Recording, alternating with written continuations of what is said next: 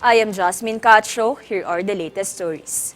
President Ferdinand Bongbong Marcos Jr. and United States President Joe Biden are set to meet on the sidelines of the United Nations General Assembly or UNGA in New York. Press Secretary Trixie Cruz Angeles confirmed that the meeting will be the first in-person discussion between the two leaders. The topics they are expected to discuss include mutual cooperation, trade, and direct investments. Meanwhile, specific details, including the date, were not provided as of publishing. President Marcos Jr. is in the U.S. right now for a 6-day trip to attend the UNGA and other engagements.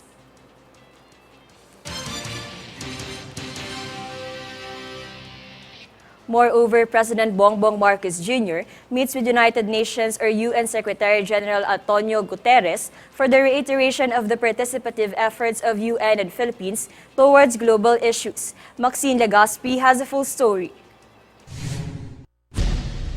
President Ferdinand Marcos Jr. meets with the United Nations Secretary General Antonio Guterres to discuss the UNPH cooperation towards existing global issues and climate action. The meeting between President Marcos Jr. and UN Secretary General Guterres took place after the President Marcos Jr. gave his speech in the 77th UN General Assembly. The two notable leaders were said to have exchanged perspectives about the current international situation and about climate change. President Marcos Jr. also emphasized that climate change is the greatest threat that is affecting all nations across the globe. Moreover, he called out the countries who are industrialized and modernized to execute and perform their due obligations under the UN framework on climate change and the Paris Agreement. The duties and responsibilities included under the UN framework on climate change and the Paris Agreement requires that industrialized countries should cut off or lessen greenhouse gas emissions and providing an adequate financial budget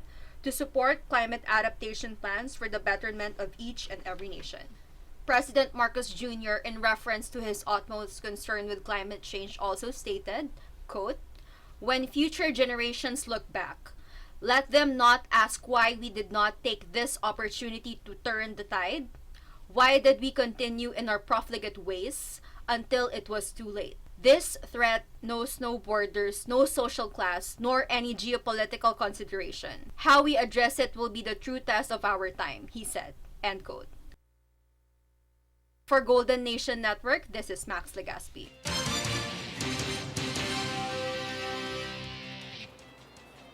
The United States Ambassador Mary Kay Laws Carlson and European Union Ambassador to the Philippines Luc Veron paid courtesy calls separately on the office of the Vice President in Mandaluyong City as Vice President Sara Duterte stands as the officer in charge.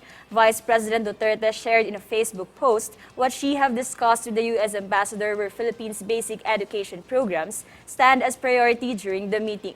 The Vice President talked about the Basic Education Development Plan 2030, which includes the plans for improving the country's educational system.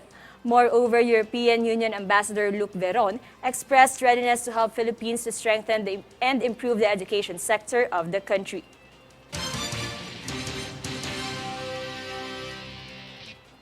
We are your voice for change.